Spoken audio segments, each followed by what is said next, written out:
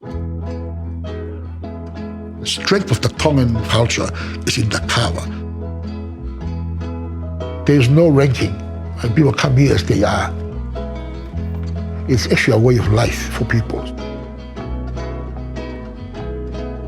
When you look at the kava circle, it's always evolving. What we do now would not have been done 150 years ago. Challenge is, how do we keep the spirit and the true Pacifica values in a very non-Pacifica area?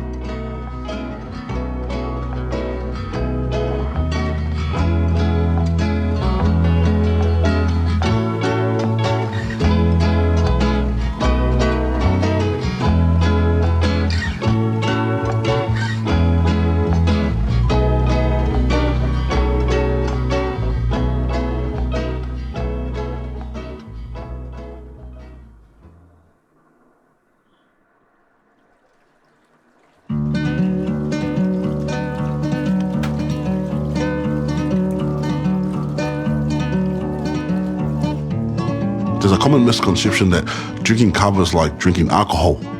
It's a non-alcoholic beverage. It doesn't impair any of your senses in terms of vision or your sense of space and your timing. It doesn't do that. What kava does is actually gets you to a more relaxed state. What it allows us to do is to talanoa, to sing, to laugh, and to banter. It's a more relaxed format. It provides for a place for different generations to meet, interact.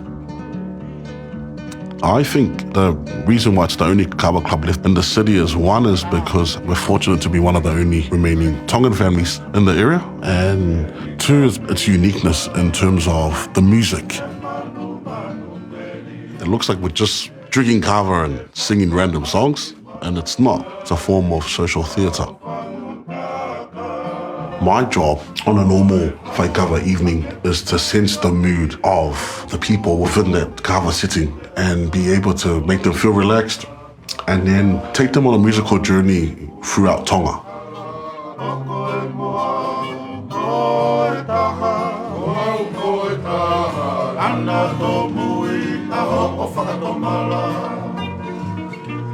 The playing of the music that defined the fofoanga.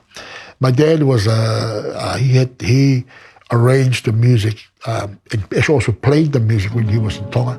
When he came here, he was a composer. My dad used to say that the good of the fofoanga is you come and then you sing songs, and then when you go home, your head is full of songs. You have no more worries because the songs fill up your thinking. And so you let go of the problems and the troubles.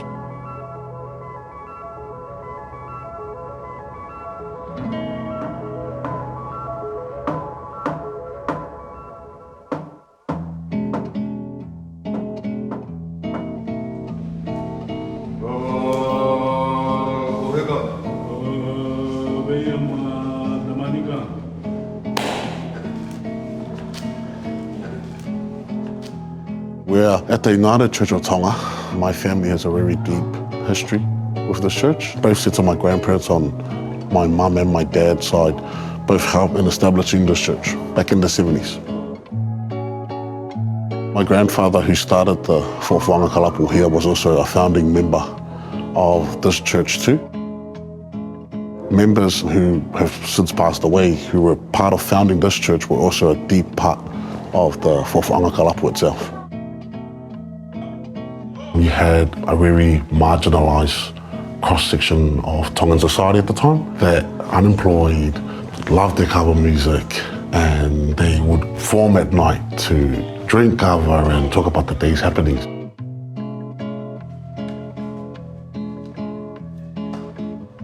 During the time of the dawn raids, people needed a place to socialise and to practice our culture, just like you've seen at our church, practice their religion. So those two things go hand in hand. That's why they started the kalapu.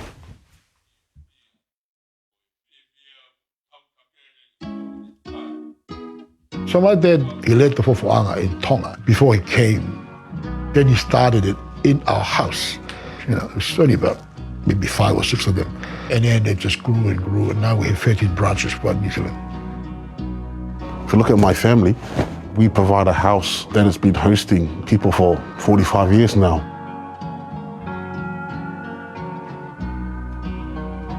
There's a saying that in Tongan is "Whawholai whalakai talanoe kainga." We roll out the mat each night. That's what my family does. I roll out the mat on the Wednesday nights or whatever night the kava club runs, and whoever comes through that door is open to come and listen to our Tongan music and banter. You've basically become a proper community hub. The Whawhanga has Tongan language programs. We've got a food bank. We've won music competitions. It's a safe space for youth. It's a safe space for elderly.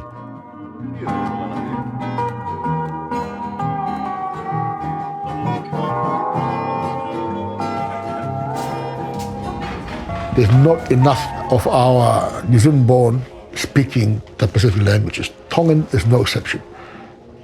When they come in speaking maybe 1 or 2 words in Tongan, after 3 months of being in the kava, they speak fluent Tongan. Unbelievable. They immerse themselves fully. They speak Tongan, they sing Tongan, they joke around in Tongan. And after 12 weeks or so, they speak the language not perfectly, but certainly better than when they first came in. Mum and I and my younger sister arrived in 1975 from Tonga. I was 10 years old. There were lots of Tongan families on this street, so we felt quite at home. Sort of middle class, white, wealthy people who come here, and they are very surprised. They always assume that this is a state house, and we're living here as state house residents. They are very surprised when we tell them that's our property, it's our house. We've been here for 40 years. But there's not quite the warmth, the mafanda that was there before. You're wearing your traditional attire on Sundays, and the neighbors initially looked at you in a funny way. Now they understand that, we are Tongan, and we live like Tongans, and we dress like Tongans.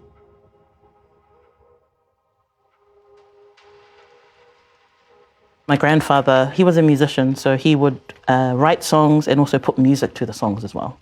And so they recorded it over a number of years, so 93, and then remastered in 06, which is when I think they recorded this album here, Whakapā o Sangone.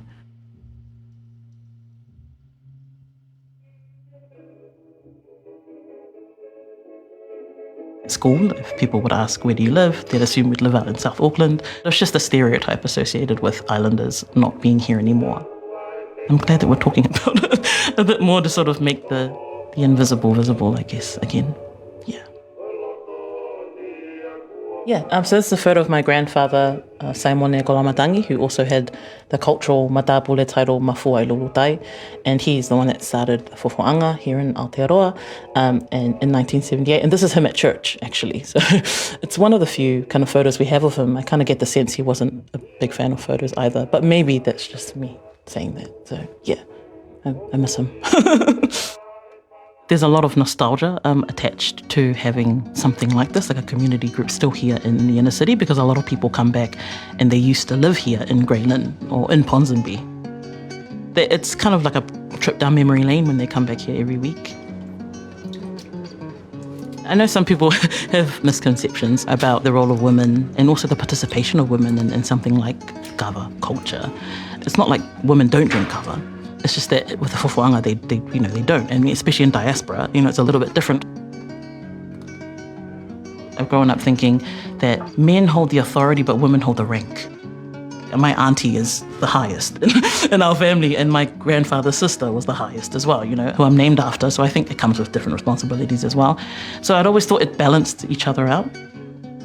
I think as a Tongan woman, it's actually quite empowering to hold space in your own way. This is their space, and I don't think it takes anything away from me being a Tongan woman to not be a part of kava. And I know there are spaces for Tongan women, we do that as well. Well, like in the kava circle, its relevance depends on the people who are part of that circle. I think there's a challenge for New Zealand-born Tongans, such as myself, to carry on the culture. I think that's probably the challenge with the kalapos at right now, is to be constantly evolving, constantly looking to challenge its members to think outside the box. to be able to hold space for people and to be able to offer this every week. It comes with a lot of responsibility. The tapestry of the kalapo and its history is constantly being woven. If we were to lose the kalapo and my family wasn't to run it anymore, then the actual ngatu or the tapestry that's been constantly woven into would actually be lost.